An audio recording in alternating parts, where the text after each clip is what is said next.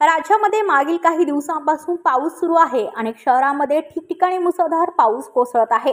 जालन्यात पुन्हा ढगफुटी सदृश्य पावसाने हजेरी लावली आहे। त्यामुळे मुख्य बस स्थानकातून बस सेवा बंद करण्यात आली आहे। शहरामध्ये पहाटेपासून मुसळधार पाऊस कोसळत असल्यामुळे कुंडलिका नदीला पूर आला आहे। 21 सप्टेंबर रोजी जालना शहर परिसरामध्ये मुसळधार पावसाने हजेरी लावली होती। कोणतीही मोठी जीवितहानी घडू नये या कारणामुळे बस सेवा बंद ठेवण्यात आली आहे। या पुराचे पाणी आता मुख्य बस स्थानकाजवळील पुलावर वाहत आहे। त्यामुळे या पुलावरील वाहतुकीत मोठा अडथळा निर्माण झाल्यामुळे बस सेवा बंद करण्यात आली आहे। ब्युरो रिपोर्ट जालना, पनवेल वार्ता न्यूज। आपल्या परिसरातील बातम्या आमच्यापर्यंत पोहोचवण्यासाठी स्क्रीनवर दिलेल्या क्रमांकावर संपर्क साधू शकता। दूरध्वनी क्रमांक 8652414343।